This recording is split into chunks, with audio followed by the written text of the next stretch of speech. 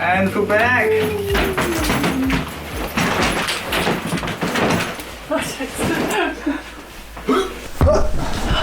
Oh, that was such a nice birthday surprise. Thank you. But you know you don't have to do something like that for my birthday, right? Joscha? Oh, look, was it always there? Welcome to our second travel story. This video is mainly entertainment focused, but that doesn't mean that we won't drop a few recommendations of where to stay, where to eat, and of course what to see along the way. So let's get right into it. Is that your transition? Yeah. So super early in the morning of my birthday, Joscha woke me up and told me we were going somewhere for a few days. And I thought, yeah, that's great, but what about the grapes in the fridge?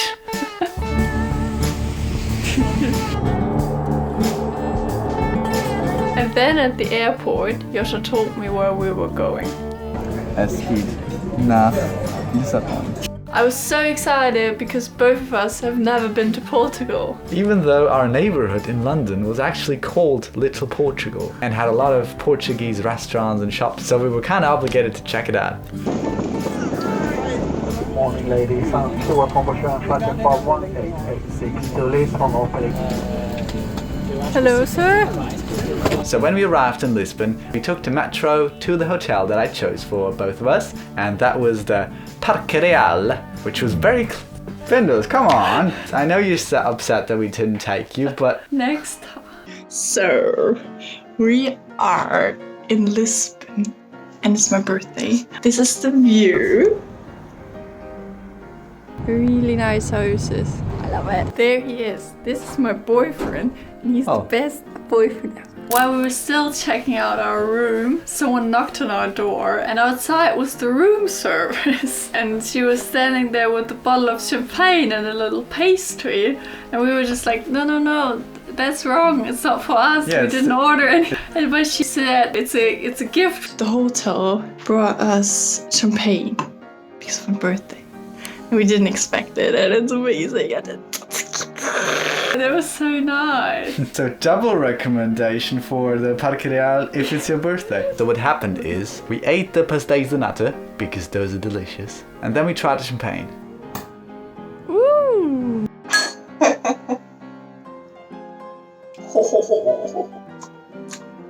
Yeah, I'm not a big fan of champagne. No. But nonetheless, it was a nice surprise. Good champagne.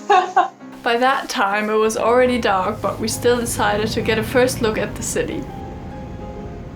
The first thing that we discovered was that Lisbon had an exact replica of the Winter Wonderland from Hyde Park in London. Yeah. What are the odds? Oh, what a cutie.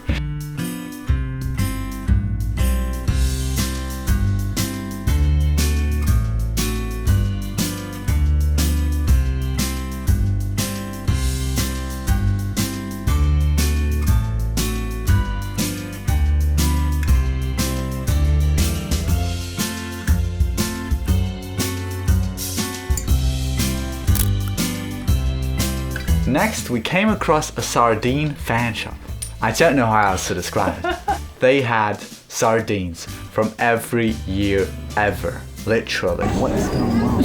On the day when Jesus was born, those guys were already out there fishing for the year one collection, I'm telling you.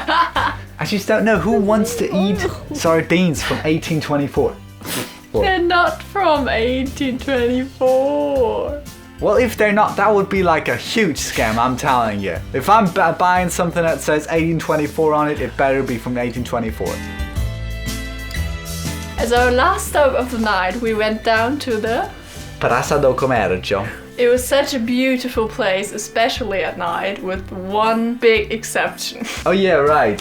You really didn't like the Christmas tree that they put up, did you? No, this is horrible. No, not this. This. Look, this is good. This is not good. Lena says it's not good. So good? Good. It was so beautiful, and then... Tree. Tree.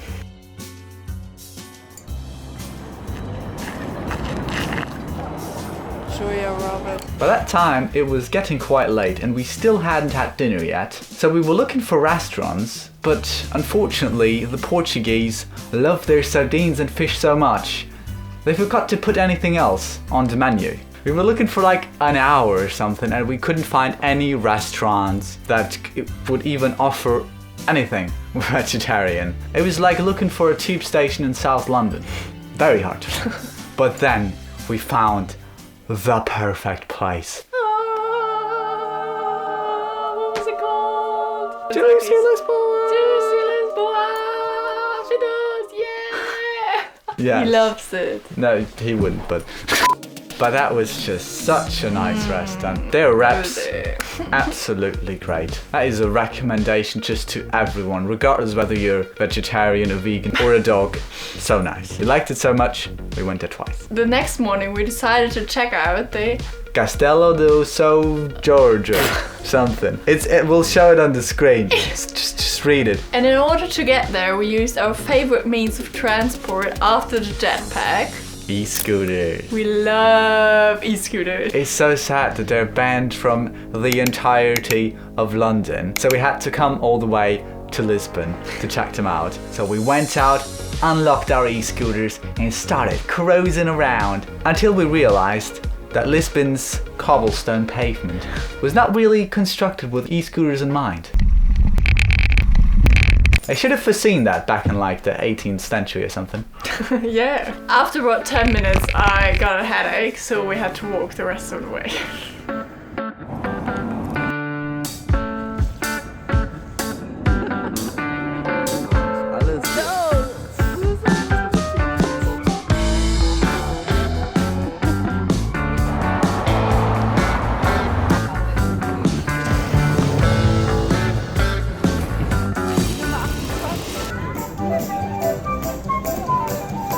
On the way up to the castle, we listened to the beautiful music of the street musicians, and the view from the castle was just incredible. You could see all over Lisbon. And originally we had planned to still check out the statue that we saw from our hotel, but yeah, you get a bit distracted. Oh yeah.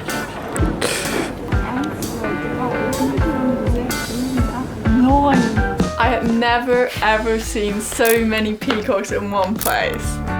But it wasn't just my fault, you were also kind of distracted by them. Yeah, you're right. By the time we were done photographing the peacocks, the sun was already about to set, so we just decided to instead go back to the Praça do Comércio and watch the sunset.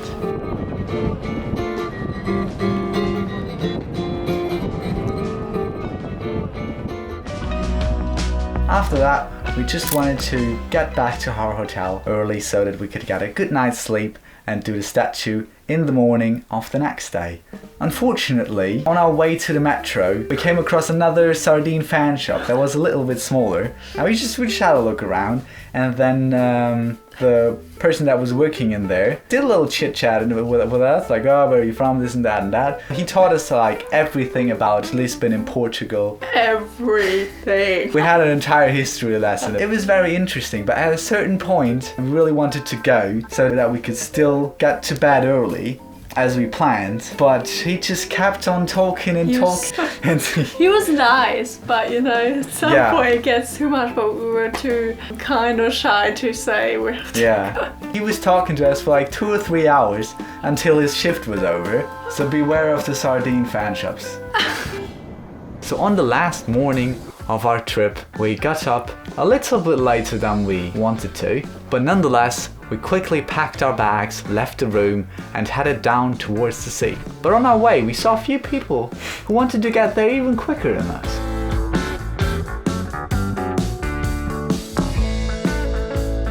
They challenged you. They did challenge me. And I thought, wait a second, I'm good at running. I could win this thing.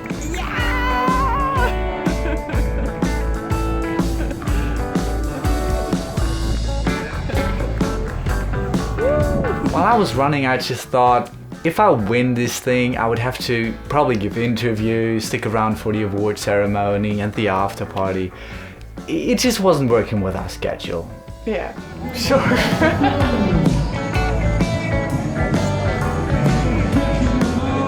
we bought a ticket that allowed us unlimited public transport for the whole day and crossed the water on a ferry. On the other side, however, nobody wanted to accept our tickets because apparently crossing the water meant leaving Lisbon, so our tickets didn't work anymore, except some of them did, but only if you put more money on them, and also only if you took the tram and not the bus. It was a whole thing. Like an hour later, we finally arrived at our destination, which heavily resembles the Cristo Redentor statue from Rio de Janeiro. Now this makes you wonder how you ended up in Brazil. But just a quick look down reminds you that you're actually in San Francisco, because there's the Golden Gate Bridge. I really hope they're not turning this into like a European version of Las Vegas.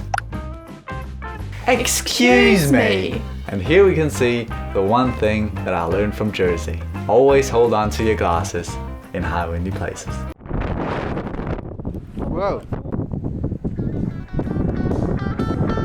So that was all of our sightseeing done. Now we only had to really quickly get back to Lisbon for our return flight in a few hours while being stuck on the other side of the coast next to a bridge without a footpath and no valid tickets for the tram and the nearest ticket machine being at the ferry where we came from. Sounds like a lot of fun. So we went to the nearest bus stop, hoping that a bus driver would let us pay in cash. Which they are often not allowed to, but luckily this one did.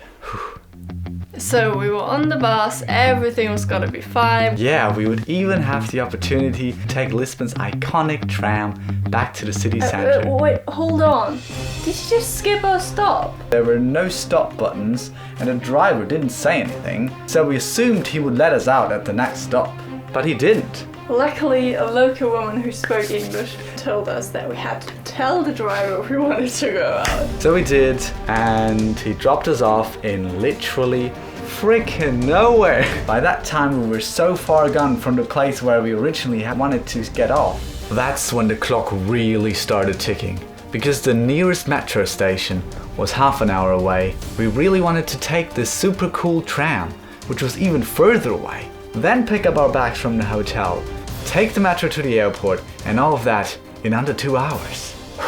How are we gonna do all of that? But then, an old friend emerged from the shadows of my phone's home screen, and he said, "Come on guys, we got a tram to catch."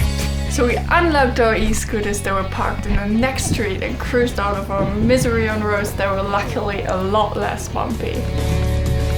So this is how we still reached the tram, even had enough time to buy a nice souvenir for our collection, and picked up our bags from the hotel so early that Lena even had enough time to get some local port wine from the hotel bar. This was a euphoric conclusion to our 3-day Lisbon trip. Lena, what did you think of it? I really loved it. It was such a nice surprise, and I was really surprised on how many things there were to see and how relaxed the atmosphere was. I especially liked the local things. I really liked small shops, small restaurants. As understandable with a 3-day trip, so many things that we could have seen if we had more time, like the big palace that is very famous, and also the tower that is like the first site that comes up when you search for Lisbon. We didn't check that out for some reason. I think on this trip we really just didn't want to do so many things. Yeah, just enjoying the Lisbon atmosphere. So a very big recommendation for Lisbon. Thanks for watching our video and consider subscribing if you want to see more travel reviews like this one. Good night.